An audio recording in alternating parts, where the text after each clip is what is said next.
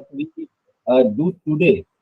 So we could not actually innovate the things in the form of physical objects. Like recently, you see that Chandrayaan. If you go through the NCRT website, they have published a series of 7 books, I think. And in one of the books, you will find the ancient Indian reflections of that Chandrayaan. I'm not saying that this Chandrayaan is the same Chandrayaan what is mentioned in the mythological stories or in the our religious reflections, religious texts, or in the stories of ancient India. That Chandrayaan is actually what we achieved recently, the last month, and during last 3 and 4 months, the achievement what India had. But we had our ideas, we had the traditions. So idea is very important aspect. In that aspect, whatever new things you see at global level, you will find that idea was existing in ancient India. And that idea traveled throughout the globe.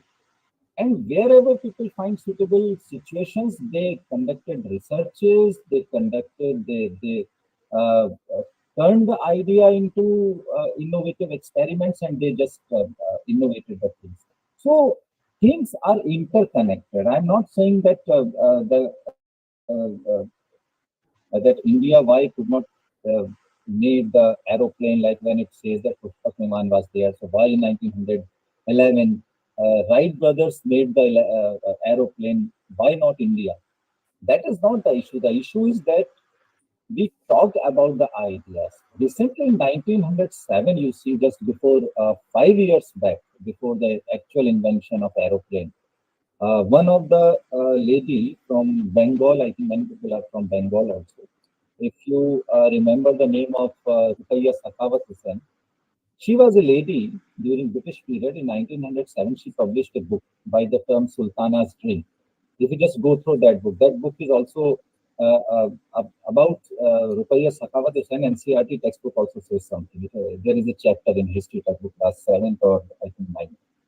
Ruqayya Sakhawat Hussain was the lady who talked about the flying machines in her book Sultana's Dream. She talks about the solar energy. She talks about the research universities. In 1907, she is mentioning in her book Sultana's Dream. And Wright brothers and William, these people invented the aeroplane in 1911, exactly the year when the capital was shifted from Kolkata to the modern Kolkata to Delhi. So during that year, before the actual invention of aeroplane, Ruqayya Sakhawat is talking about the aeroplane. So it doesn't mean that why Ruqayya Sakhawat did not invent aeroplane and why the right to this is not the issue. In the same way, you see that in ancient texts, many things are mentioned. But later, after 2000 years, 5000 years, we find those things. So moving forward. So in that, with the global citizen, we how to connect it. Another important aspect of this national education policy is that in 1833, Macaulay says what I wrote in the last 2 lines. You see that Macaulay on 2nd February 1835. A single shelf of a good European library was worth the whole native literature of India and Arabia, and so on. So you all know, you are all acquainted with this very popular or unpopular comment of Macaulay on our education system or our cultural system. Over the last 70, 80 years, or more than 100 years, he said it in 1835. So, more than 150 years. No policy, no document, no official statement could reply in a beautiful manner as this national education policy says. It is a well cultured answer. It says the importance, relevance, and beauty of the classical languages and literature of India also cannot be overlooked. Now, the highlighted portion is Sanskrit.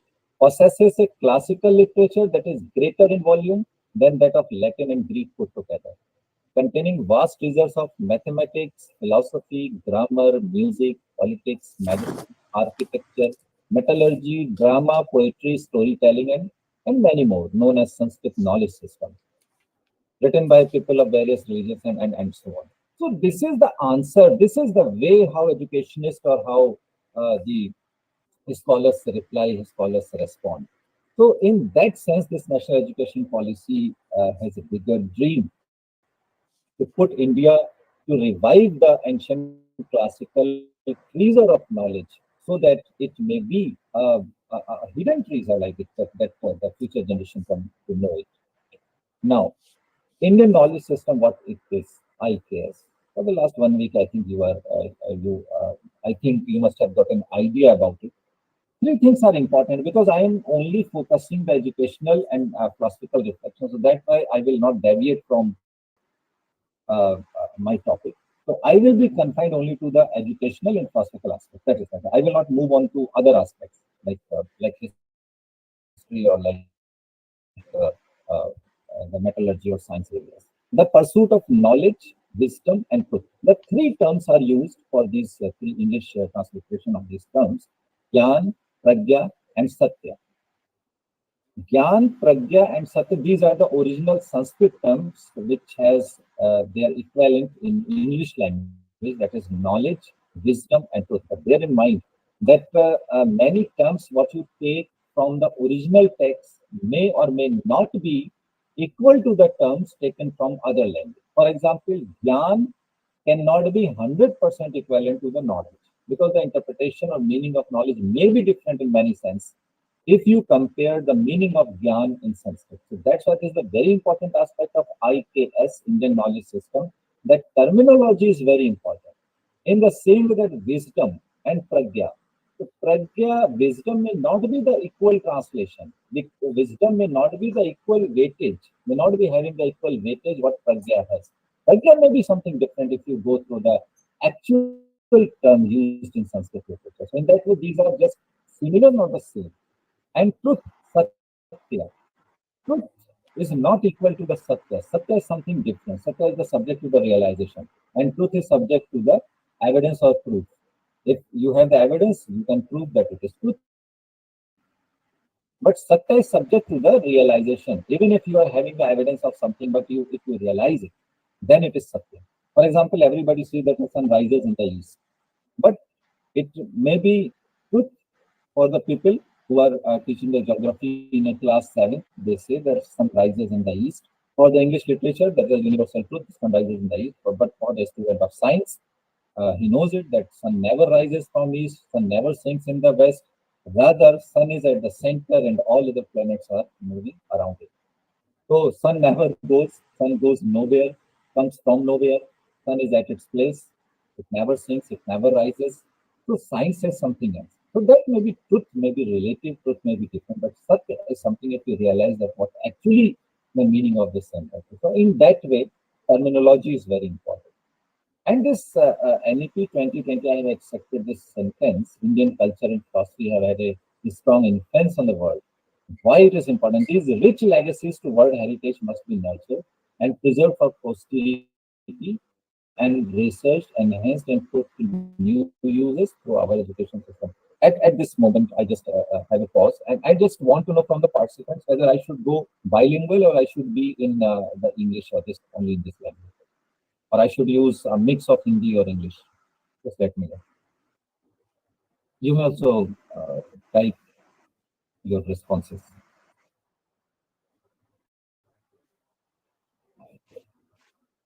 Dear participants, I think I'm audible to all of you. Uh, Good evening, sir. Yes, sir. If you Yes, are sir. audible, you can choose the way you are comfortable. Means all of the participants are comfortable in both the languages. Oh, because that's I'm comfortable also in both the language, but the problem is when I use some Sanskrit terms and when I need to interpret those things, so I need actually some other language like Hindi because it is very close to the Sanskrit. So that's why I would be able. So I will, No, yes, sir. Hindi is our mother tongue. So if you use Hindi, that is even better yes, for all of us. yes, yes. So wherever the terminology is there, I will use Hindi. That is very Thank close to Sanskrit actually, or wherever I will uh, be comfortable in explaining the terms actually. Only on that. Okay, moving further. So come to the point. Important thing is that Indian culture and philosophy. If you just go through the Western philosophy, whenever we teach in the classroom of our BA or MA classroom or in a philosophy classroom, we just start a Western philosophy from Plato and Aristotle, and then we finish to the modern thinkers like Nietzsche or the modern days Western philosophy or British philosophy, American philosophy. And also in the curriculum of education in our MEd and MA level, we also talk about the epistemology, metaphysics, and so on, and we talk about the different schools from idealism to uh, means some pragmatism and so on. Nowhere you find that in the curriculum of philosophy at global level, why they don't start from the Indian philosophy, because our philosophers invented the ideas what Plato and Aristotle used in 3rd century BC. Our philosophers had invented a well systematic system of philosophy and 6 schools of philosophy and 3 schools of heterodox in all the 9 schools of philosophy, but already systematically available in Indian, means you see that diaspora of that time. So why Western philosophy starts its curriculum only from 3rd century BC, starting from Aristotle and Plato, or sometimes you see that Thales or uh, Anaximander like that. This is the very important aspect. So our Indian philosophy doesn't find any place at global level. That is also very important issue to be discussed, that we should make effort that world philosophy, the history of philosophy as a whole at global level should start from the philosophy, Indian philosophy, I think, and then 3rd century AD would be so on. That is the second aspect, very important. Now our philosophical legacy, the first part, IKS, our discussion would be uh, divided into 4 parts: terminology, philosophical reflections, concerns of education, and continuity. I will just touch the passing remarks in a sense of passing remarks, that I will not deal them in detail, but we will just try to have some reflections about it. First part is terminology. I'm not going to discuss the meaning or interpretation of this terminology, but you find as we talk कि हमने देखा शुरू में ही कि when we move from one language to another, जब एक भाषा से दूसरी भाषा में हम जाते हैं, तो दूसरी भाषा में उसका इक्विवेलेंट हमको ढूंढने की जरूरत पड़ती है। अब जैसे हम हिंदी में कहते हैं कि take the example of Lord Rama, हम इंग्लिश में कह रहे हैं लॉर्ड रामा, लेकिन हिंदी में हम रामा नहीं कह सकते, क्योंकि वो राम है तो राम ही रहेंगे, कृष्ण है तो कृष्ण ही रहेंगे, कृष्णा तो नहीं होंगे, लेकिन अंग्रेजी में उसमें ए लगा करके कृष्णा कर देते हैं। इसी तरह से बहुत सारे टर्म्स हैं कि अब आप इंग्लिश में देखिए कि जैसे ज्ञान लिखा हुआ है तो उसकी स्पेलिंग GNANA है, तो लास्ट में एक ए का साउंड भी आ रहा है, ज्ञाना, और जे को हम के सेंस में लेते हैं।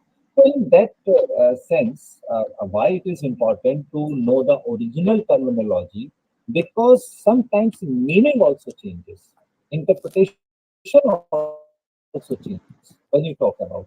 तो IKS का दूसरा सबसे इम्पोर्टेंट एस्पेक्ट ये है कि टर्मिनोलॉजी का एक पूरा पार्ट भी है, कंटेंट भी है, और अगर आप जो सिलेबस यूजीसी ने डिजाइन किया है वो एक सजेस्टेड सिलेबस है, उसमें हम सब लोग मिलकर के उसमें और भी चीजें ऐड भी कर सकते हैं। उन्होंने ऐसा कहा भी है कि इसको ऑन एनरिच भी किया जा सकता है, लेकिन टर्मिनोलॉजी वाला जो एस्पेक्ट है वो बड़ा इंपॉर्टेंट है कि अगर ओरिजिनल टेक्स्ट की टर्मिनोलॉजी हमको नहीं मालूम है और हम सिर्फ दूसरी लैंग्वेज, चाहे वो इंग्लिश ना भी हो, कोई और भाषा भी हो, तो जाहिर है कि उसमें जो शब्द होंगे वो उसके इक्विवेलेंट नहीं होंगे। अब कुछ बड़े इंपॉर्टेंट टर्म्स हैं, जैसे वैदिक टेक्स्ट की अगर हम बात करें, हालांकि इस पर जो नेक्स्ट लेक्चर परसों अगर इंशाल्लाह होगा तो हम देखेंगे उसमें कि हम टेक्स्ट और लिटरेचर की बात डिटेल में करेंगे। उसमें उपनिषद हैं, उसमें वेदास हैं, उसमें वेदांगा है, और 6 स्कूल्स की ऑलरेडी हो चुके हैं आपके लेक्चर, तो उस पर डिटेल नहीं जाएंगे, लेकिन वहां पर ये चीजें देखेंगे कि वेदांग और वेदांता में क्या फर्क है।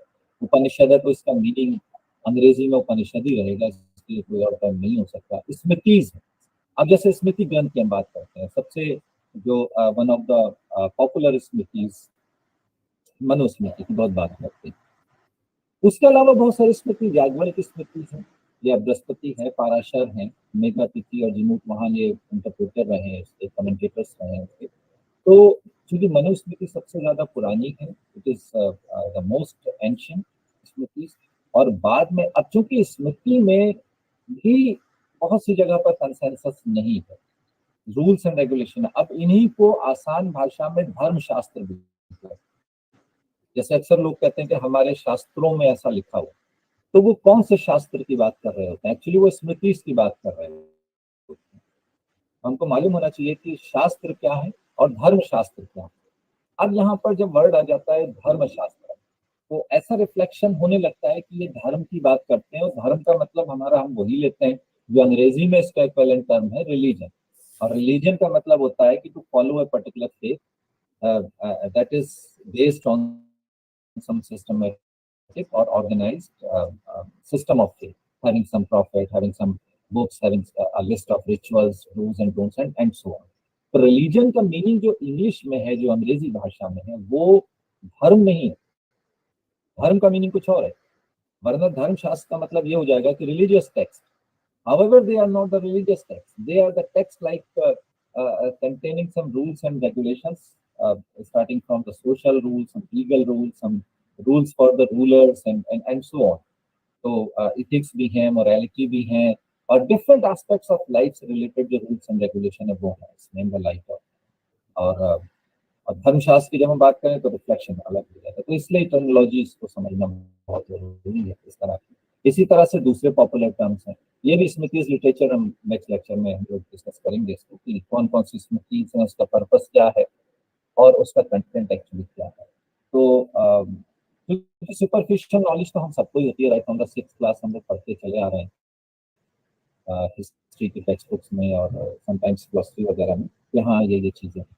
लेकिन अब चूंकि IKS इंडियन नॉलेज सिस्टम, जो दो पर्पस शुरू में हमने देखा, जो pride in pride being Indian और ग्लोबल सिटीजन, तो इन चीजों को डीपर एस्पेक्ट में समझना जरूरी है। अब ज्ञान, विद्या, योग। अब विद्या जो है that is not equal to ज्ञान। अक्सर हम कहते हैं कि ये विद्या है, या जब हम छोटे थे तो कोई किताब या कोई बुक अगर suddenly it falls on the ground, we used to keep it and try to kiss it and touch it to our forehead। हम इसको उठाकर माथे से लगाते थे, छूते थे, क्योंकि कहते थे वो विद्या है, विद्या का अपमान नहीं करना चाहिए। तो हमें बचपन से सिखाया गया कि ये कापी, ये किताबें, ये पेन, ये कुछ लिखा हुआ। इवन हम लोग तो बचपन में, जो हमारा बचपन था, अखबार पर भी पैर नहीं रखते थे, तो उस पर लिखा हुआ है विद्या अक्षर है। तो अक्षर की भी वही महत्व होता था जो एक पूरी किताब का होता है। अगर एक छोटा सा अल्फाबेट भी लिखा हुआ है तो उस पर भी पाँव नहीं पड़ना चाहिए। अब वो चीजें नहीं रही। अब अखबार बिछा करके लोग सोते हैं, उसके ऊपर खाना खाते हैं, उससे हाथ नैपकिन की तरह यूज करते हैं, हालांकि इस पर लिखा हुआ है। तो विद्या का जो कॉन्सेप्ट है एक्चुअली वो बड़ा इमोशनल है। विद्या की देवी भी है सरस्वती। ज्ञान अलग चीज है, विद्या अलग चीज है। ट्रेडिशनल नॉलेज में विद्या का मीनिंग स्किल्स के सेंस में भी होता है, जैसे सर्प विद्या, योग विद्या, या अगर आप कहें कि संगीत विद्या। तो ये जितनी भी स्किल्स होंगी वो विद्या की कैटेगरीज में होंगी। तो उसके पास एक ऐसी विद्या है जो रहस्यमय विद्या, वो उससे लोगों के दिलों का हाल जान लेता है, तो उसको वो ज्ञान नहीं कहेंगे कि उसके पास ऐसा ज्ञान है कि वो लोगों के दिल के हाल जानता है। नहीं, उसके पास विद्या है जिससे वो लोगों के दिल की बात जान लेता है। तो ये विद्या का मीनिंग ज्ञान से अलग होता है। ये जब हम ओरिजिनल संस्कृत टर्मिनोलॉजी में जाएंगे तब हमको समझ में आएगा, वरना हम विद्या और ज्ञान और शिक्षा सबको एक ही चीज समझते रहेंगे। इसी तरह से एक टर्म शिक्षा भी, मैंने यहाँ पर लिखा नहीं है। शिक्षा का मीनिंग जो हम लोग पढ़ते और पढ़ाते हैं वो इक्वल टू एजुकेशन बताते हैं। यहाँ एजुकेशन का जो मीनिंग है शिक्षा का मीनिंग है, और बंगाल में और शायद उस पार्ट में इसको शिक्षा भी कहते हैं, वो प्रोनाउंसिएशन का डिफरेंस है। अब जैसे मैंने कहा शिक्षा, I have been in Shantiniketan and so there people used to say that शिक्षा, not the shiksha, but in northern part of India, including this part and UP and Bihar and also Delhi, they say shiksha, SHA, but in Bengal it is shikha. So the difference in both have the same reflection. This is the pronunciation. This is the pronunciation. The difference between them, how to pronounce a particular word. Actually, this is the meaning of the term shiksha in Vedanga. Vedanga is the six angas of Vedas, how to interpret, how to read the text। यानी किसी एक किताब को, जैसे आप guitar खरीद के लाते हैं तो अब गिटार को बजाना कैसे, उसके लिए किताब खरीद के लाते हैं, उस किताब में लिखा होता है। तो उस किताब में क्या लिखा होता है, पहले गिटार के बारे में लिखा होता है कि स्ट्रिंग्स हैं, उसको बजाने वाली की है, उसको कैसे होल्ड करना है, कौन सी स्ट्रिंग किस उंगली से कौन सी आवाज निकलेगी, फिर सुर के बारे में लिखा होता है, फिर उसके बाद आगे की बात होती है। तो इसी तरह से वेद तो हैं, अब वेदों को पढ़ने के तरीके भी हैं कि कोई मंत्र है तो उस मंत्र में किस शब्द का उच्चारण क्या होगा, what will be the pronunciation of a particular word, particular sound, grammar, and also whatever rituals are given at what time, what kind of ritual would be there. So first thing is that how to pronounce a particular word, that kind of knowledge is known as shiksha out of the Vedanga. अब चाहे इसको आप शिक्षा कहें तो शिक्षा कहें, क्योंकि ये शिक्षा वेदांगा ही है, वन ऑफ द सिक्स वेदांगाज, और ये बात ही करता है प्रोनाउंसिएशन के बारे में। और जो हमने एग्जाम्पल में भी दे दिया कि किसी चीज का प्रोनाउंसिएशन कैसे अलग अलग हो जाता है। इसी तरह से जैसे बहुत सारे अंग्रेजी के वर्ड्स हैं, आजकल हम देखते हैं कि मॉडर्न इंग्लिश में अलग अलग तरीके से उसको प्रोनाउंस किया जाता है, तो वो टाइम के साथ चेंज होते चले जाते हैं वो सारी बातें। फिर योग, दर्शन, darshan is not a philosophy.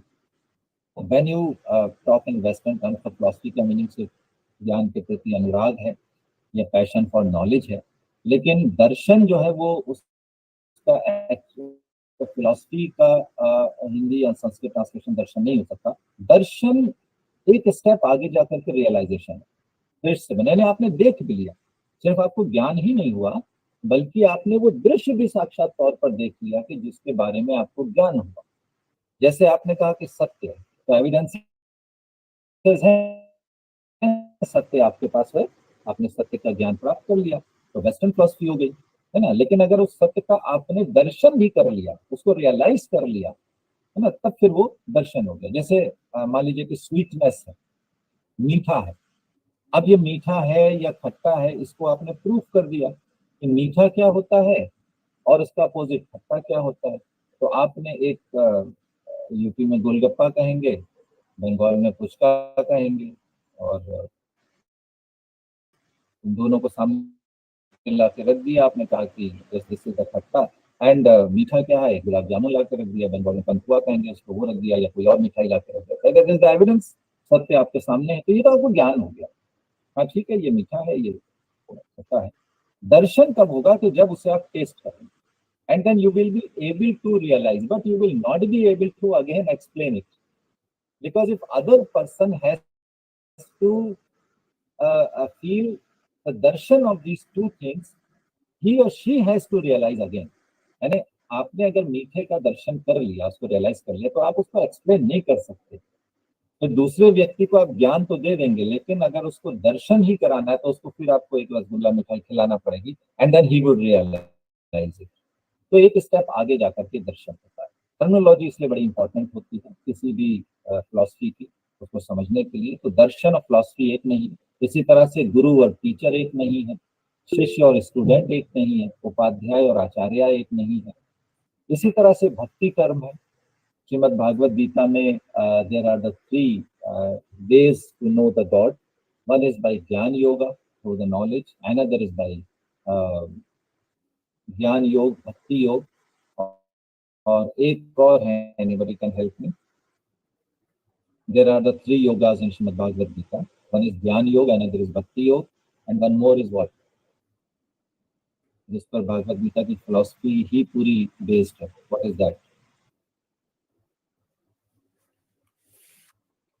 There are three types of yoga in Srimad Bhagavad Gita.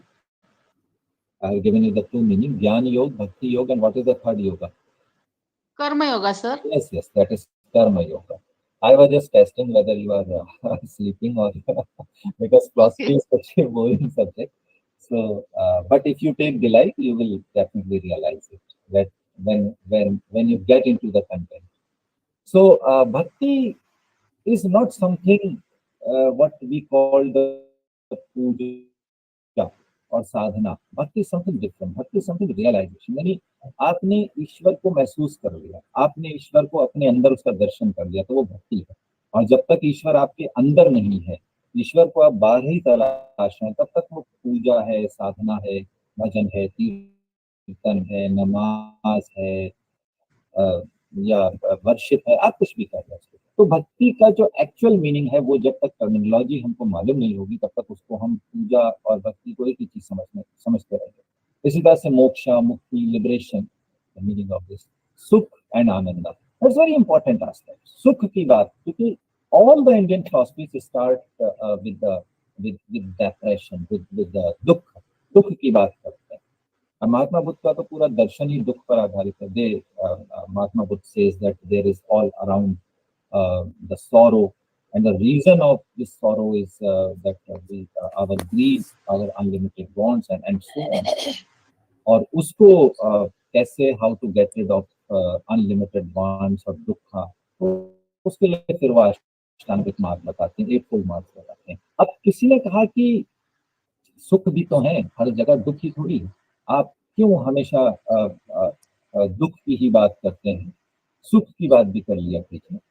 तो उन्होंने कहा कि सुख जो होता है वो दुख से भी ज्यादा दुखदायी होता है। सुख जो होता है वो दुख से भी ज्यादा दुखदायी होता है। Happiness has more sorrow as compared to sorrow itself. Why? Because अगर आपको दुख है, अगर आपको सुख मिल जाता है दुख के बदले में, तो सबसे पहला दुख सुख का ये होगा, सुख के आने का, तो ये सुख कितने दिन तक रहेगा। जैसे आपके पास मान लीजिए कि बहुत पैसे आ गए, सुख ही सुख है, खूब आनंद है।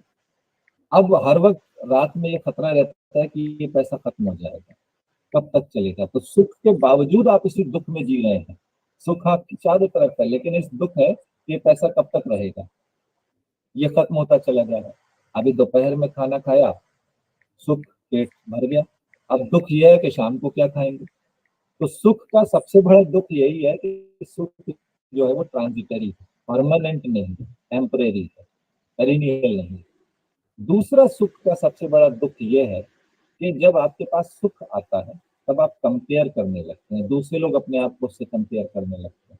तो जैसे वो एक एडवर्टीजमेंट आता था ना कि मेरी उसकी कमीज मेरी कमीज से सफेद कैसे। आपके पास अगर आप पैदल चल रहे हैं, दुख है। साइकिल आ गई आपके पास, सुख ही सुख है। फिर आपने अपने दोस्त पे देखा, उस पे तो भाई मोटरसाइकिल है, तो हमारी साइकिल हमें और दुख देने लगी, हमने मोटरसाइकिल ले ली। एक और दोस्त को देखा, उसके पास कार है, तो हमारी मोटरसाइकिल फिर हमारे लिए दुखदाई बन गई। तो in that way the happiness has more sorrows as compared to sorrow itself. And again in Indian philosophy, there are three types of dukkha, three types of sorrows. One is adhidevik, adhibhautik, and adhyatmic. This is again the top of terminology. So there are three types of sorrows, there are three types of dukkha. दुख भी तीन तरह के हैं।